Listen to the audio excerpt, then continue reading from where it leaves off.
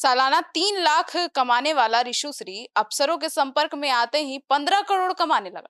नमस्कार, आप देख रहे हैं सिटी पोस्ट लाइव। मैं हूं सृष्टि राज। बिहार में टेंडर सिंडिकेट और मनी लॉन्ड्रिंग के खेल से जुड़ी हैरान करने वाले खुलासे सामने आ रहे हैं। ऋषुश्री की आय का ग्राफ किसी रॉकेट की रफ्तार से कम नहीं है। अब विशेष निगरानी इकाई यानी कि ईओयू और प्रवर्तन निदेशालय यानी कि ईडी के आधिकारिक दस्तावेजों के अनुसार ऋषुश्री की आय महज 13 साल के भीतर 535 गुना बढ़ गई। अब क्या है पूरा मामला और रसूखदार अधिकारियों के साथ साठगांठ चौंकाने वाला नतीजा दे सकता है। आइए विस्तार से जानते हैं इस पूरे मुद्दे के बारे में चीफ एडिटर श्रीकांत प्रत्युत्तर से। सर, ऋषुश्री तो गजब था।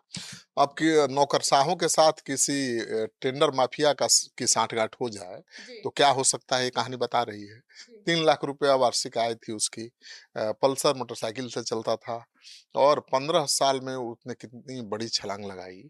मतलब 3 लाख सालाना से 15 करोड़ सालाना कमाई दिखाने लगा। ये जी, तो व्हाइट में दिखा रहा है।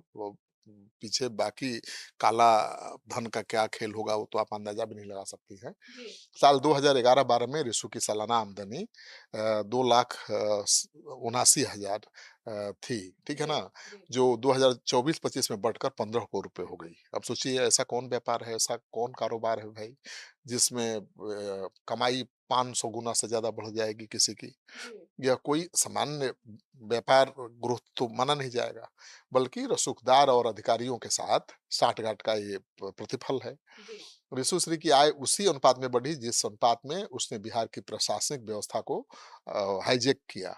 और केवल उसकी आय नहीं बढ़ी, कई आईएएस अधिकारियों की भी आय उसने बढ़ाई। वर्तमान में ऋषुश्री और उसका dummy director Santosh Kumar Beur jail में बंद हैं। जी, जांच के बाद एसओबी ने रिटायर्ड आईएएस मोक्षू चौधरी, रिटायर्ड अफसर तारिणी दास और उमेश सिंह को भी बुधवार को जेल भेज दिया। जी, तारिणी दास के बारे में आपको पता है ना? जी सर, घर से 11 करोड़ रुपया मिला था, जी, कैश।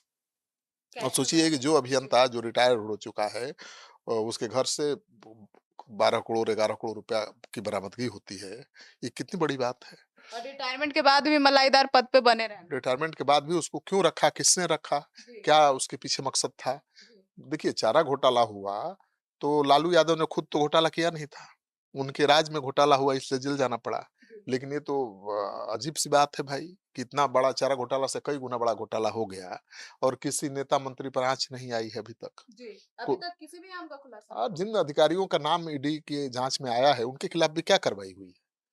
2 आईएएस अधिकारियों को निलंबित किया गया है, अभी तक उनके खिलाफ कोई केस नहीं हुआ।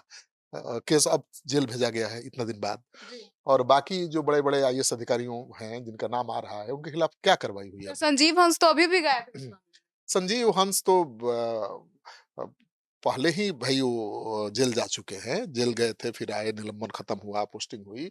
लेकिन उन आईएएस अधिकारियों का क्या होगा जो संजीव हंस से बहुत ऊपर है, में। जी, संजीव हंस से ज़्यादा रसूखदार है, जी, जिनका नाम ईडी की जाँच में आया है, उन जी, पर कब कार्रवाई होगी? ये सवाल उठ रहा है ना। जी, संजीव हंस तो पुराना केस हो गया। जी। सर, तो ऐसे में ऋषुश्री की आमदनी 3 लाख से 15 करोड़ तक कैसे पहुंची? ये विस्तार में बताइए। देखिए, ऋषुश्री ने आईएएस अधिकारियों के साथ कई विभागों में टेंडर फिक्सिंग का सिंडिकेट खड़ा कर दिया था जी, और वो सिंडिकेट हैरान कर देने वाला था। ऋषुश्री 2018-19 में आईएएस अधिकारियों के संपर्क में आया और तभी से उसने टेंडर का खेल शुरू किया और पैसे कमाने लगा। जी, साल 2018-19 के बाद ऋषु का संपर्क तत्कालीन जल संसाधन विभाग के जो एमडी थे योगेश सागर से हुआ। इन अधिकारियों के रसूख से टेंडर की शर्तों में जानबूझकर तब बदलाव किए गए। इससे बड़ी राष्ट्रीय कंपनियां रेस से बाहर हो गई जाती थीं और रिसु की डमी कंपनियों को काम मिल जाता था या रिसु श्री जिसको देना चाहता था काम, उसको काम मिल जाता था। जी, और सबसे बड़ी बात है कि केवल एक आईएएस नहीं, कई आईएएस हैं जिन्होंने रिसु श्री को बहुत प्रमोट किया। एक आईएएस है जिनको भैया कहता है। जी, भैया का नाम तो ईडी के रिपोर्ट में आ गया है, जी, लेकिन अभी तक भैया गिरफ्तार नहीं हुए, विदेश घूम रहे हैं। तो कई भैया हैं रजिस्ट्री के जिन्होंने उसको आगे बढ़ाया। जी, अभी वो बाहर हैं, उनकी गर्दन अभी दबोची नहीं गई है। अब जी। सबको इंतज़ार है कि कब वो ईडी और जाँच एजेंसियों के टारगेट रडार पर आएँगे। नाम उनका खुलासा हुआ है सर? नाम तो कई अधिकारियों का आ ही चुका है, 1 जी, दर्जन अधिकारी इसमें पकड़े जाएँगे। देखिए है क्या कि आज से तो ऋषि कर नहीं रहा था। जी, 2015 से ही बहुत बड़ा पैमाने पर वो टेंडर मैनेज कर रहा था। जी। तो 2015 से 2025 तक जिन विभागों में उसने टेंडर लिया, टेंडर मैनेज किया, उस विभाग के प्रधान सचिव कैसे बचेंगे? जी। उस विभाग के नेता मंत्री कैसे बचेंगे? जी। सवाल तो सब पर उठेगा ना भाई। जी।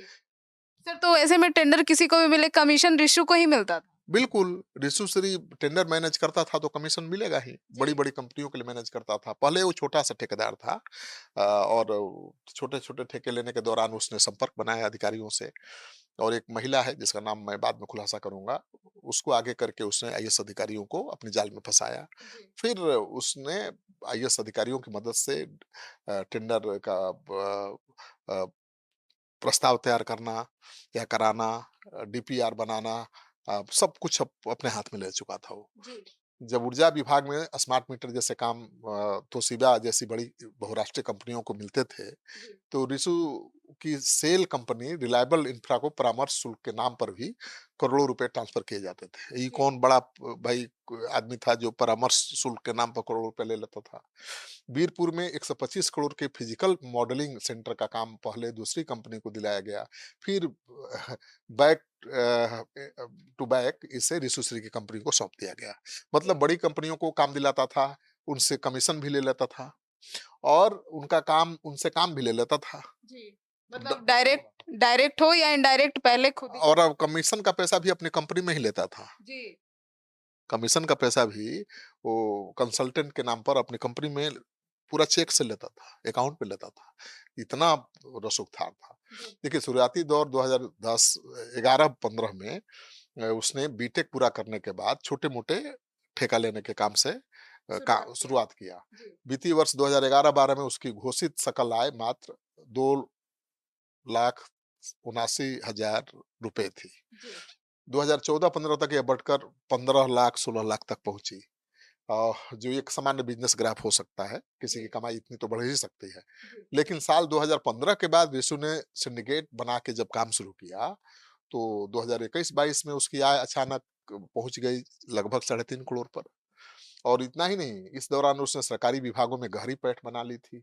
पिछले 2 वर्षों में उसकी आय तो बेतहाशा बढ़ी है। जी। 2023-24 में 10.5 करोड़ रुपए आय उसकी दर्ज की गई और 2024-25 में फिर डेढ़ गुना छलांग मतलब 15 करोड़ के पास पहुंच गया। जी। तो सोचिए कि कितनी कमाई उसकी बढ़ रही थी। सर तो रिसुश्री के संबंध कई वरीय आईएएस अधिकारियों के साथ भी है, कुछ तो फरार हैं, कुछ विदेश में हैं। बिल्कुल, मैंने पहले ही बताया आपको कि कई आईएएस हैं जो अभी पकड़े नहीं गए हैं। जी। उनका बहुत हाथ रहा है उसको आगे बढ़ाने में, टेंडर मैनेज करने में। टेंडर घोटाला मामले में फरार चल रहे आईएएस अधिकारी संजीव हंस को गिरफ्तार करने के लिए एसयूवी की टीम भी बना दी गई है।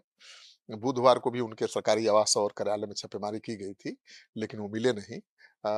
एहतियात के तौर पर वो अपना कानूनी सलाह लेने के लिए कहीं होंगे। जी। उन्हें पता चल गया होगा कि भाई उनके खिलाफ कोई कार्रवाई होने वाली है, तो कार्रवाई से पहले तो कोई भी भागता ही है जी।